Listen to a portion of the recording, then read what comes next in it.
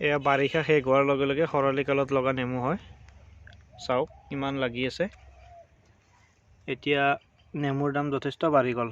আগতে 10 টকাত যদি 10টা নেমু বিক্ৰী কৰিব বিচৰা যায় তেতিয়া কাষ্টমাৰে নাথাকে, কিন্তু এতিয়া 20 টকাত 3টা, 10 টকাত 2টা তেনেকুৱা হৈ আছে বজাৰত। বেপাৰীয়ে পোণ হিচাপত ল'লে 300, 400 এনেকৈ দিয়ে।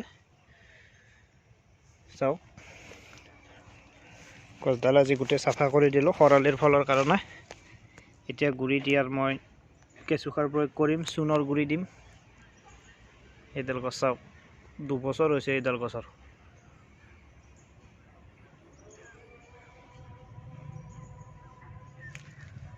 বহুত ডাঙৰ হৈ আছে।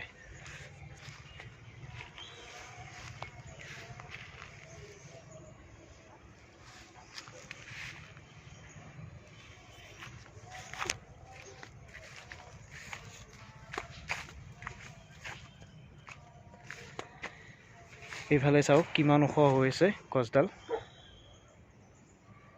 এইডাল মই ৰুইছিলোঁ 2019 চনৰ জুলাই মাহত। যোৱা বছৰ নৱেম্বৰত প্ৰথমবাৰৰ বাবে 20টা 25টা মান ফল দিছিলে, কিন্তু তাৰপিছত 12 মাহে নেমুডাল লাগিয়ে আছে। এইবোৰ ফল বৰ্তমান ফলবোৰ সৰু হৈ আছে, বেছি ডাঙৰ হোৱা নাই। প্ৰথম অৱস্থাত বহুত ডাঙৰ হৈছিল ফলবোৰ। আৰু চাওক গুড়িটো চাওক, এইটো গুড়ি মই ভিতৰৰ পৰা দেখাইছোঁ। চাওক মানুহ এজন গোটেই নেমুডালৰ গুড়িলৈকে ভিতৰত সোমাই থাকিব পাৰি। ইয়াৰ বেয়া ধানবোৰ কাটি দিব পাৰি, তাৰপিছত মেডিচিন দিব পাৰি, চূণ দিব পাৰি, সাৰ প্ৰয়োগ কৰিলে গোটেইবোৰ কৰিব পাৰি। গোটেই গুড়িখিনি মই চাফা কৰি দিলোঁ। এতিয়া মই সাৰ প্ৰয়োগ কৰিম, মাজে মাজে পানী দিম। এতিয়া আকৌ নৱেম্বৰ ডিচেম্বৰত আকৌ নতুনকৈ ফ্লাৱাৰিং আহিব। চাওক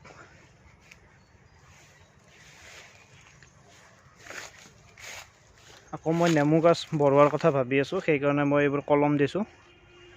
আচলতে পাতৰ পৰা পুলি বনোৱা হয়। পাতৰ পৰা বনোৱা পুলি কাটিং পুলিতকৈ কলমৰ গছ বেছি গ্ৰোথ হয়। এইডাল মোৰ কলমৰ গছ।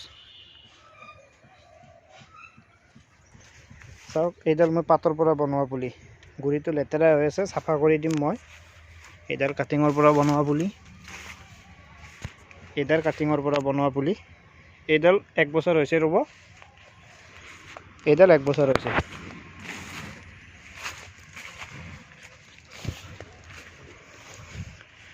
কিন্তু এইডালো 1 বছৰ হৈছে। এইডাল কলমৰ গছ। ইয়াৰ পৰা মই এতিয়ালৈকে 20টা কলম কাটিলোঁ। এবছৰ নহওঁতে এইডাল গছে এইবাৰ ফল দিছে। গছডাল অলপ ডাঙৰ হৈছিল, কিন্তু মই কলম কাটি দিয়াৰ ফলত গছডাল সৰু হৈ গ'ল। এয়া চাওক, ইয়াত কাটিছোঁ, ইয়াত কাটিছোঁ, ইয়াত কাটিছোঁ। এইডাল গছো যথেষ্ট ডাঙৰ হৈছিল, কিন্তু মই ইমানেই কলম দিলোঁ, কলম দিয়াৰ ফলত গছডাল গোটেই কাটোতে কাটোতে সৰু হৈ গ'ল। কাৰণ নেমু গছৰ কলমৰ কাষ্টমাৰ বহুত হৈ আছে বৰ্তমান। চাওক নেমু গছৰ গুড়ি কিমান চাফা।